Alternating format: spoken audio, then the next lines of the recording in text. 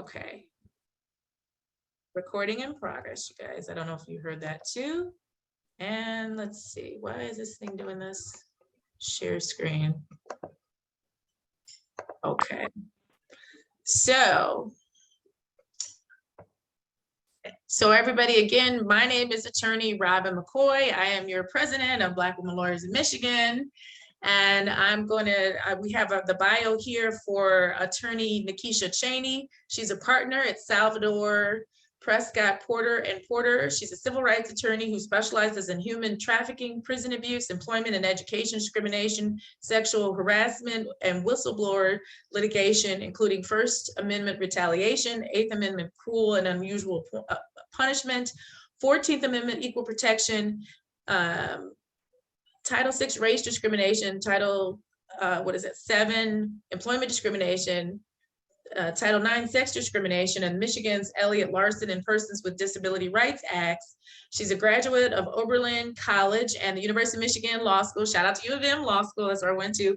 Nakisha has committed her career to the pursuit of civil rights and social justice, participating in landmark civil rights cases, including as a part of litigation team challenging the sexual abuse of children incarcerated in adult prisons, resulting in an $80 million settlement and commitment that the Michigan Department of Corrections would reform its policies and practices.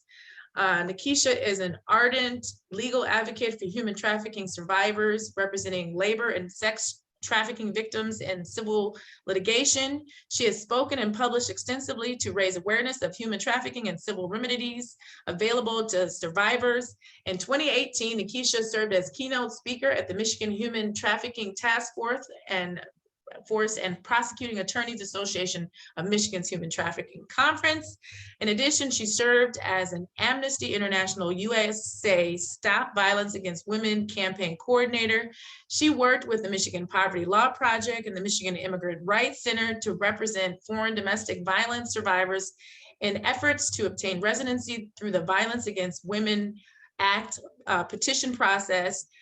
She's provided pro bono service to the American Bar Association's Death Penalty Representation Project and served as a cooperating attorney with the ACLU, including as a member of the Right to Read litigation team, which sought to establish a constitutional right of youth to basic educational services. She's authored several publications on civil rights and human trafficking litigation, including co-authoring the Civil Rights Damages chapter in the book, Damages and Remedies in Michigan, through the Institute of Continuing Legal Education for 2018. She's been recognized by Super Lawyers and the National Black Lawyers Top 100 for her legal advocacy. In 2018, the Washtenaw County Bar Association awarded Nakisha the Martin Luther King Jr. I Have a Dream Award. In 2020, Nakisha, along with her co-counsel in the prison sex abuse case, were recognized as finalists for the nationally prestigious Public Justice Trial Lawyer of the Year Award. In addition to her litigation practice, she serves as a mediator and workplace investigator. She is a member of the State Bar of Michigan's Alternative Resolution Section Council, the ACLU Lawyers Committee of Washtenaw County, and she served as vice chair of the American Cultural and Historical I'm sorry, I should have said African American Cultural and Historical Museum of Washtenaw County's Board of Directors. Her journey was not made alone. In Oberlin, she met her husband, Nakisha Chaney, to whom she's been married for 22 years. They're the proud parents of two teenagers, Anna and I hope I pronounced it right, Nosea, and owner of one spunky dog, Jasper. I'm gonna bring back the screen. Let's see, let's do this. I'm going to stop the share here and make sure I've let in everybody that wants to be let in. Okay, so without further ado, you guys, I'm gonna turn it over to Miss Nakisha Chaney. So good afternoon, everyone. Thank you, Robyn, for that introduction. And I want to jump right into what I was asked to speak about today. The question that was posed to me is how do you be a successful civil rights attorney? And when I first had that question proposed, I thought, okay, awesome, easy breezy, I can talk about that, no problem. But then as I sat down to think about it, I thought, yeah, how do you be a successful civil rights attorney? And what exactly does that mean? And the thing that came to me after some consideration was that really you find your success in the journey. I am Christian and it is Sunday. So I am going to open my remarks with a scripture that I believe attends this topic, and frankly, that I hold close to my heart. It is from Philippians chapter 3, verses 12 through 14. And it reads, "Not that I have already obtained all this or have already been made perfect, but I press on to take hold of that for which Christ Jesus took hold of me. I do not consider myself yet to have taken hold of it, but one thing I do, forgetting what is behind and straining toward what is ahead. I press on toward the goal to win the prize for which God has called me heavenward."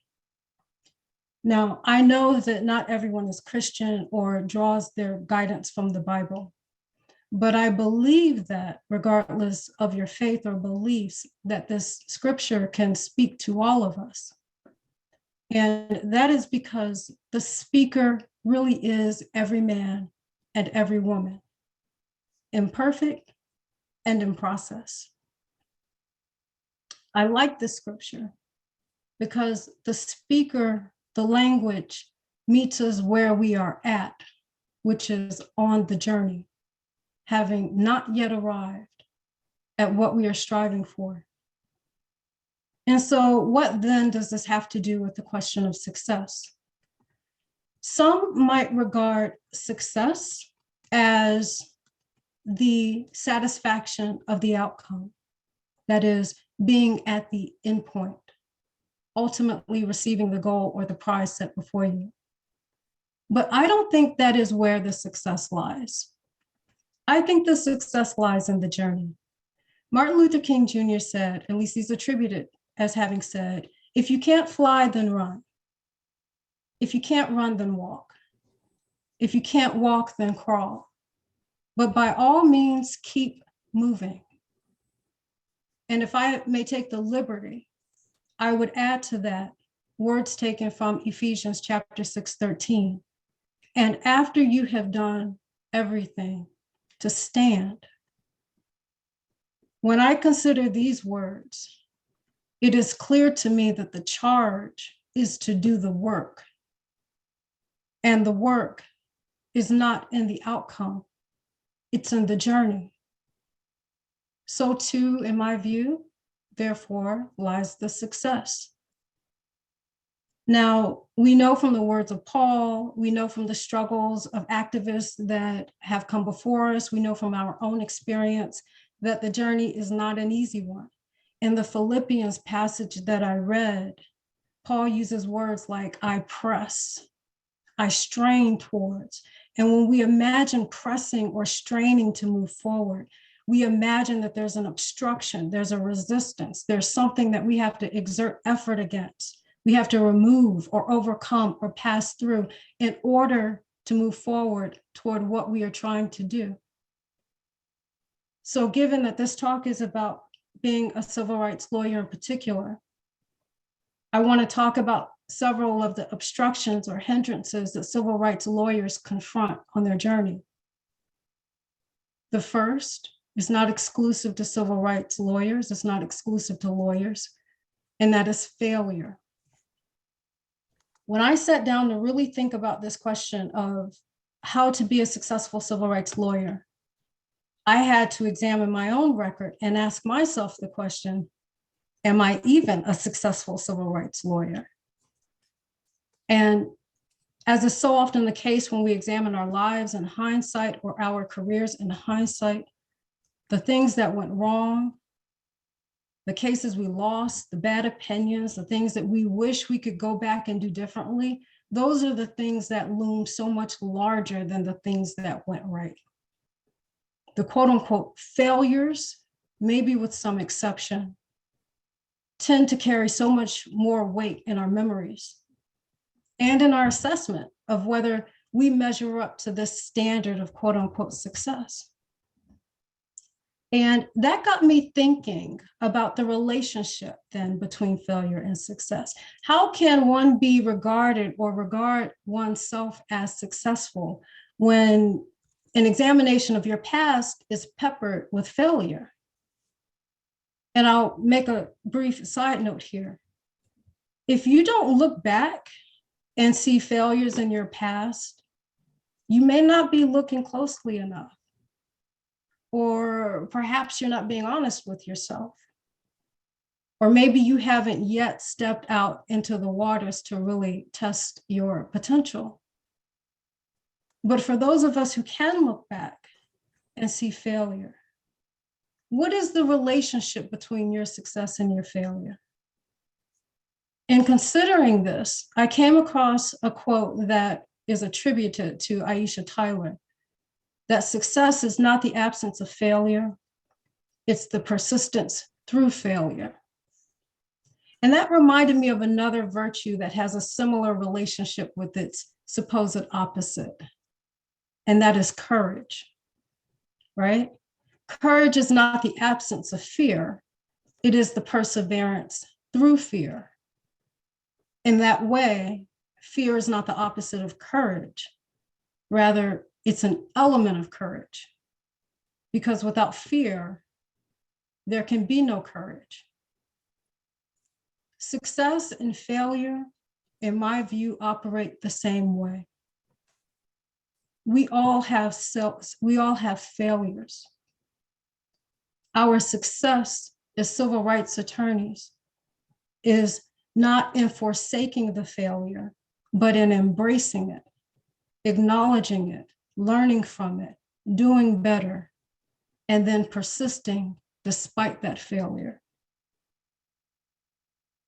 The second obstacle civil rights attorneys often face is the failure to calculate the cost of care.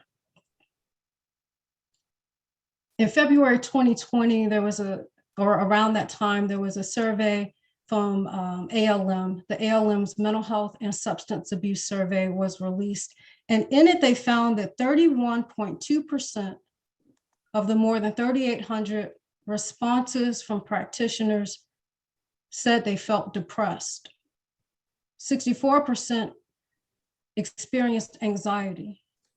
10.1% felt they had an alcohol problem. And 2.8% felt they had a drug problem. In a 2021 survey of approximately 3,200 practitioners, roughly 31% of the Black lawyers said that they have contemplated suicide during their legal career. 23% of Hispanic and Latino attorneys said the same. 20% of Asian attorneys said the same. And over 19% of white attorneys reported contemplating suicide during their legal career. In 2021, there was an article that was published by the ABA called Dissenting from Death, Preventing Lawyer Suicide by Michael Webb. This article discusses a study that was done by the Dave Ney Foundation. I'm not sure how it's pronounced. But in it, they observed that American lawyers rank 5th occupationally in the incidence of suicide. Lawyers are the most frequently depressed occupational group in the United States. Lawyers are 3.6 times more likely to suffer from depression than non-lawyers. And approximately 26% of lawyers who seek counseling admit that they suffer from anxiety and depression. Now, we have common practices in our society and within our profession that are harmful to mental health. Some of these are encouraged and learned by young lawyers very early in their careers, if not in law school.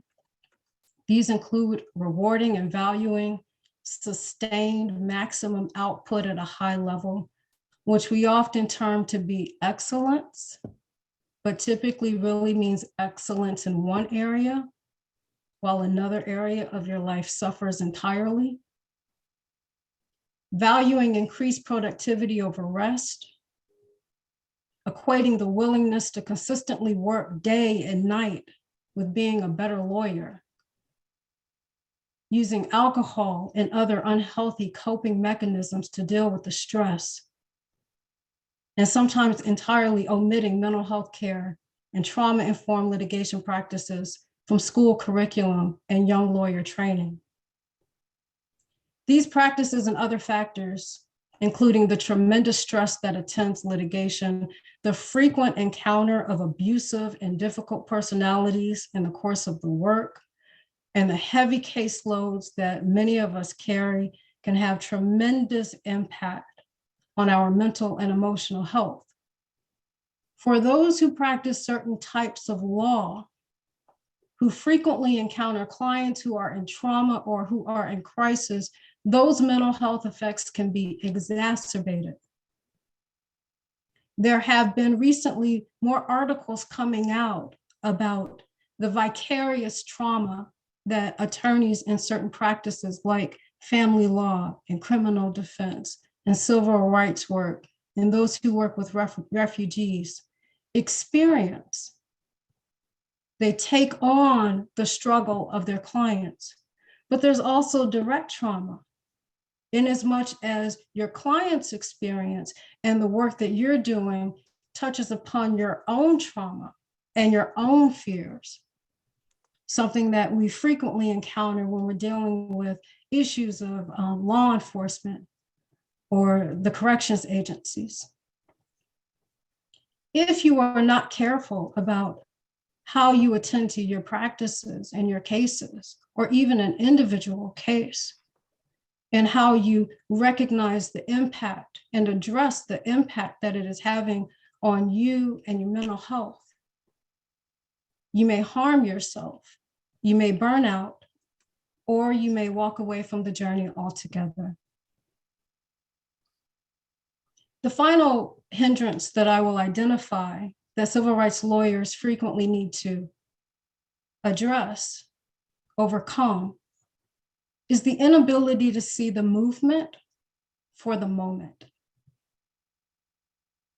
Sometimes on relative occasion with impact litigation, you can see an immediate change in the policies, the practices, the procedures of the institution you're targeting.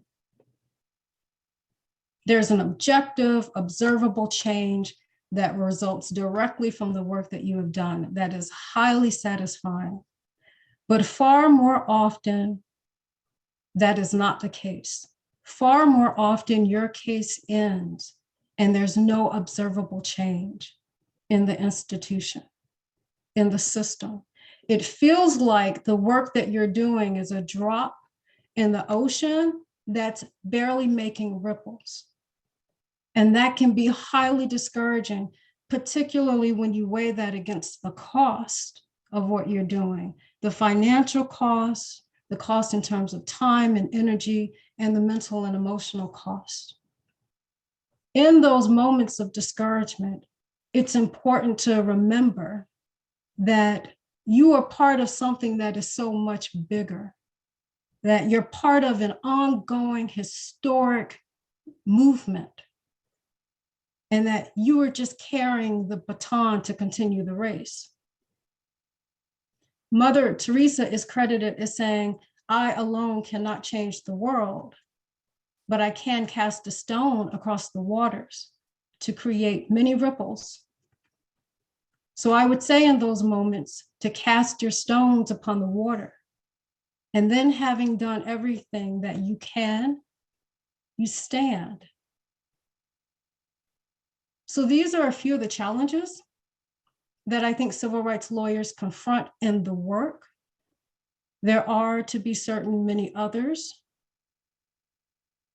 To the question, how to be a successful civil rights lawyer, I would say that ultimately the answer is fairly straightforward. You do the work. When you fail, you do the work. You take care of yourself and pick yourself up, and you do the work. And even when it doesn't seem like it matters, you do the work. Thank you. those are my remarks, and I am open to any questions and feedback. Thank you, Nakisha, for that. That was awesome. The question I have is, what motivated you to become a civil rights attorney in the first place? So I don't remember a moment when that was that was the case where I thought I'm going to be a civil rights lawyer. But in looking back recently, I've had occasion to look back at some of the things that that I did when I was at Oberlin College some 20 years ago, and looking at some old newspaper articles. It was clear that I had apparently a fire for civil rights work, because there were moments of student unrest, Black student unrest, about things that were happening in the administration. And it recalled to mind for me that I was very, very active in those efforts and very vocal in those efforts. I don't know that at that time, in that moment, I thought to myself, I'm going to be a civil rights attorney. I think it was less about being driven by the idea of being a civil rights attorney, and more being driven by this sense of outrage in the face of social injustice and discriminatory practice. So I can't pinpoint a moment, but what I can say is that the underlying fire for it, I think, has been around for as long as I can remember. Okay. And then when I was reading over your bio, you've been involved in some really intense situations. With the human trafficking and the children in the prison system, things of that nature. What would you say is like the hardest case that you've had to work on? I think the hardest case that I've had to work on was the prison case involving the children that were incarcerated and subjected to pretty horrific sexual and physical abuse. And that was the case that, for me, you know how I talked about the failure to calculate the cost of care? That's where I learned that lesson. That case went on for almost 10 years, and it involved reading just hundreds of stories of the experiences of mostly young men, some women, but mostly young men, as children suffering abuse in prison. And we lived with that case for a long time. We were immersed in that case. When I say immersed, I mean like in the prisons, talking to them face to face. And that has impact, and it had significant mental impact. It was, as you said, very intense. I know, interestingly, that case came to an end around the same time that things were shutting down because COVID had begun. And so I know that for a lot of people, when things shut down and COVID first started, it was terribly difficult and terribly tragic. And there was a lot of loss in that time. But for me personally, it began a time of relative healing. It quieted things down. I was able to settle enough to be able to kind of process and deal with all that had happened in the 8 years prior. So that was, I would say, the most difficult case. It taught me a lot. But there is a cost to care. Okay. Because I know the work I've done as a lawyer guardian ad litem. What I know, we had one presenter that talked to us, and they said they had their therapist on speed dials, because I had a case where we were dealing with kids that were victims of female genital mutilation, and that was really intense. And so I want to open the questioning up for the rest of the members that are here. If you have any questions, you want to put them in the chat, or does anybody have any questions that they want to ask of our guest speaker for today? While you wait for questions, I will note that I'm teaching a class on civil rights litigation this year at Michigan Law School. And one of the things that I did that I think that I would recommend be standard across the law schools is we had a session in which we brought in a licensed therapist to talk about, mental health practices, how to watch for trauma that's caused by your client's experience that's impacting you indirectly, but also trauma that you're feeling yourself, to try to really impart early in lost students as they're entering into their career. Your mental health here matters. You do need to attend to it. And attending to your mental health really is going to help you to be a stronger, more long-term effective attorney. I think that's awesome. I know when I was at Michigan, we were in the midst of the affirmative action battle, and I also brought a therapist in to talk to everybody. And you're torn. I mean, I know you talked about your activism when you were in school. We had the media and the Supreme Court, they were looking at our grades.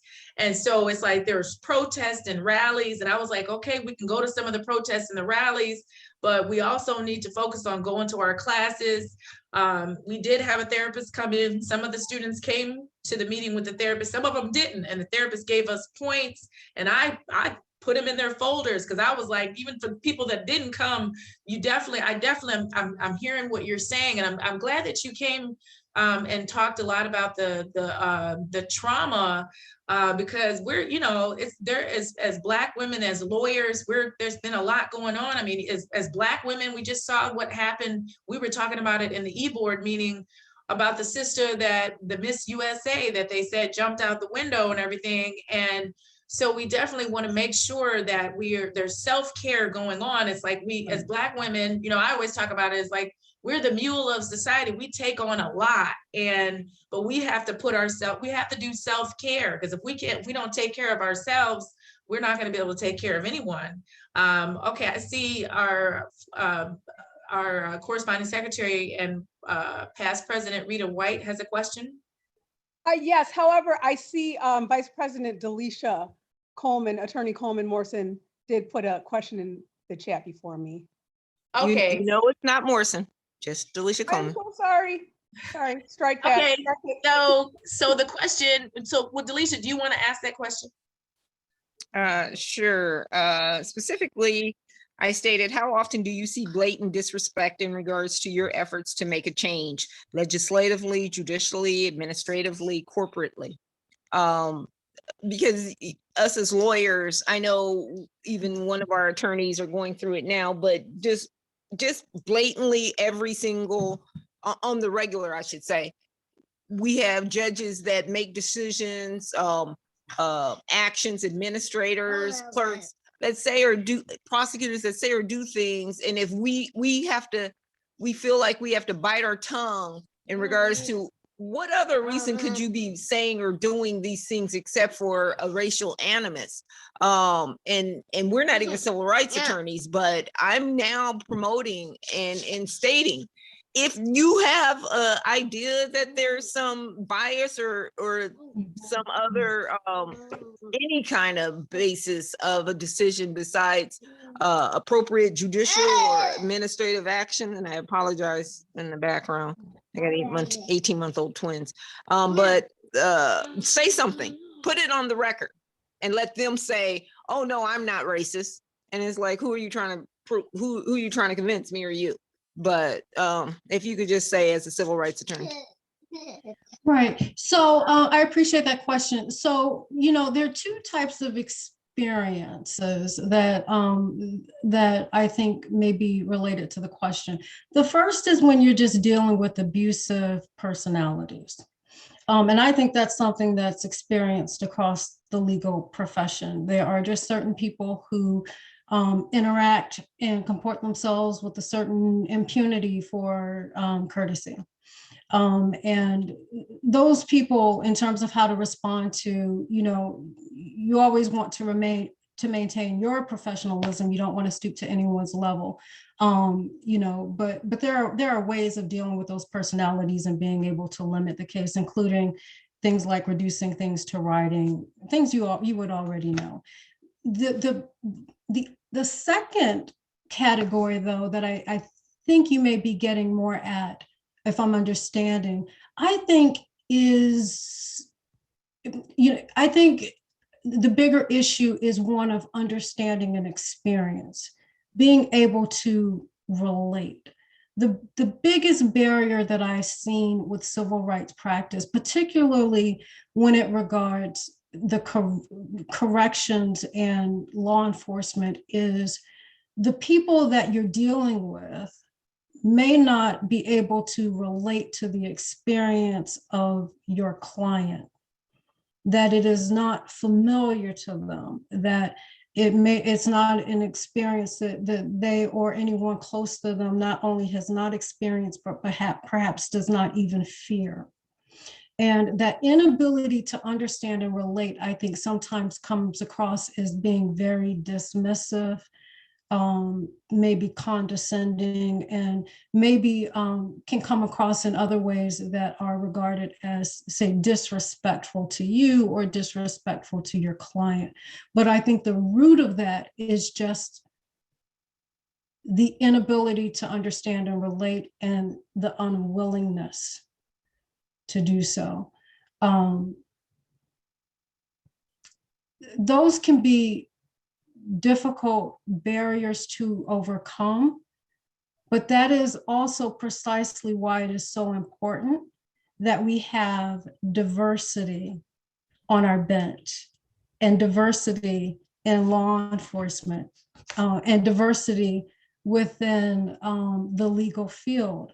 Because with that diversity, you get a diversity of experiences, and you can help to bridge that gap of understanding between some of the communities of clients that we're dealing with and the judiciary. So I hope that gets at the question that you were asking, but that's what came to me. Okay, and then I see we have Rita, if you want to ask your question, and then Tanisha Davis, our parliamentarian, has a question.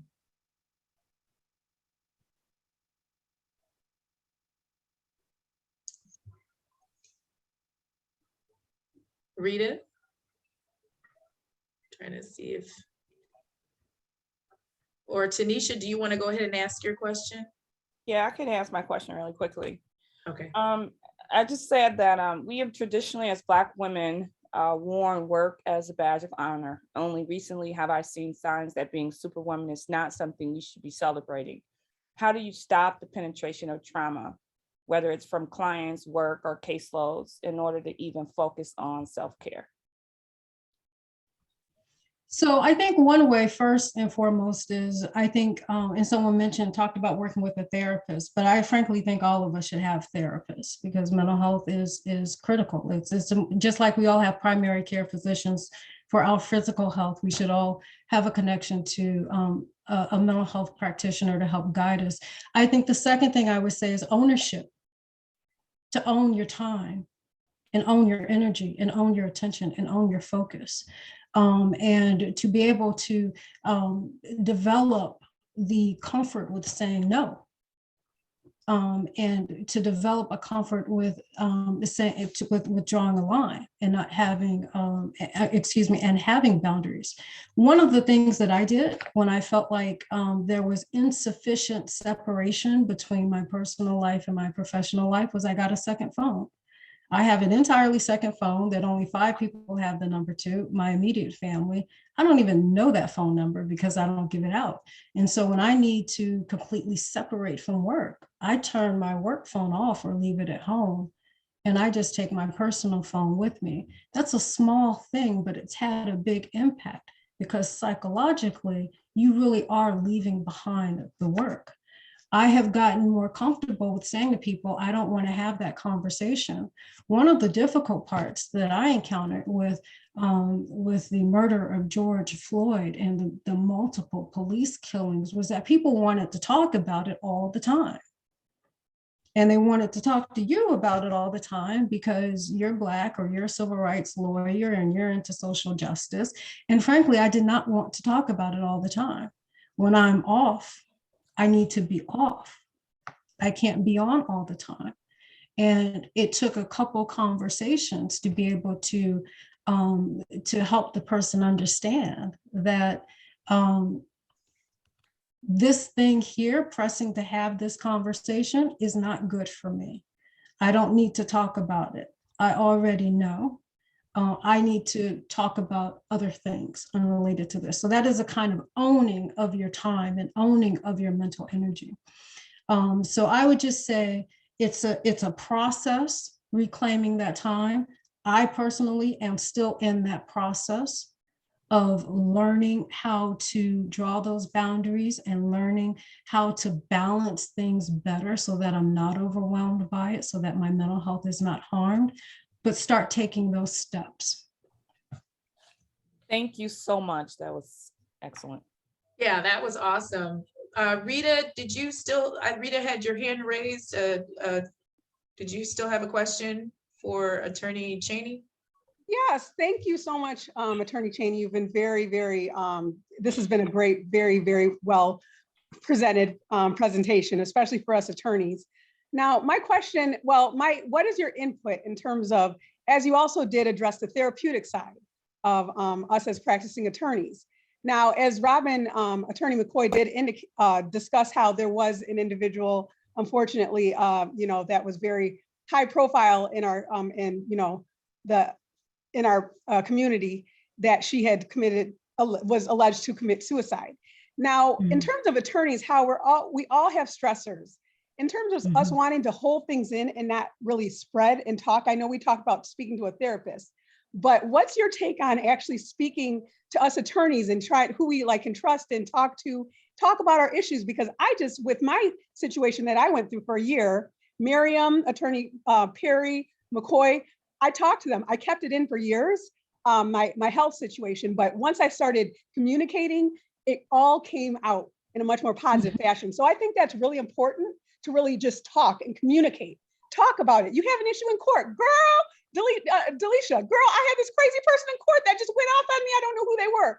I think it's so important. So what's your input about just talking to other attorneys? That's a big strengthening factor in terms of therapeutic progression. Right. I think you're absolutely right. We have to normalize the conversation within the legal profession. We need to normalize it, right? One of the articles I was reading on trauma-informed litigation practices talked about, managers, managing partners within firms, to the extent that they are concerned about their associates, their younger attorneys, need to be having these conversations, need to be watching for these signs and signals that someone's mental health is being impacted by their practice. And again, it goes back to some of the practices that I was speaking about earlier that are so encouraged, historically, traditionally encouraged within the law, like working 50, 60 hours a week, right? Prioritizing productivity over rest, encouraging, alcohol use to de-stress, relax, let go. We need to normalize this conversation. We need to be able to say, I'm not okay. I'm not okay with this. This case has impacted me in this way. I need to take a break. I need to step back. We need to normalize saying, it's enough. No, I can't take on that next thing. We need to normalize saying, I need a break. And so I think the more we talk about it, the more we allow for that conversation in our environments, whether it's informally, but certainly professionally, the more we do that, the more we normalize it. The more it normalizes, the more it can be addressed. Thank you, Attorney Chaney. That was definitely spot on. I mean, I agree with Rita. I think it's definitely important to have a circle of friends, of girlfriends that you can talk to, mentors. My mom, I talk to my mom, because I have a client, because people are like, you have such a calming effect. The clients will say that. And then they'll dump on me, and then I have to go talk to them. I have to go take a walk. I have to go do something to release it, because I will internalize it, and then I won't be any good for anybody. So I definitely think that you're spot on with your guidance and advice that you provided for today. Does anybody else have any other questions? for our speaker? So, okay, well. I have one more. What's the most rewarding part of your career so far? Most rewarding part. I was reading, again, I had occasion to go back and just kind of take a look back at my career, and I was reading some reviews that had come through maybe 4 or 5 years ago that I'd forgotten about. And in a couple of them, they were student clients. Both, and the two that I'm thinking about, both said essentially that you changed my life.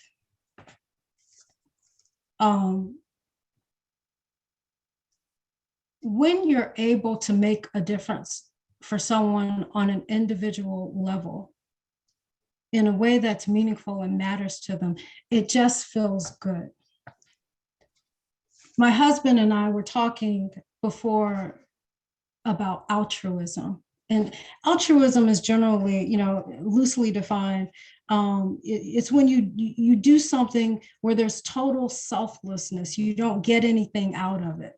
That you're just giving, but there's no reward or anything that you are receiving as a result. And generally, altruism is thought about as kind of the pinnacle of kindness and generosity. And I was saying to my husband in that conversation, I don't really know if that's right. I don't know if we should strive for a purity of altruism where we don't feel anything. It's entirely selfless when we do something for someone else. I think that we are meant to be interconnected and that we should feel the impact of how we interact with others. That it is good when you do something for someone else to experience joy. And so when I hear from a client that I've done something for them in a meaningful way, I feel joy. And that helps me through the harder times of the work.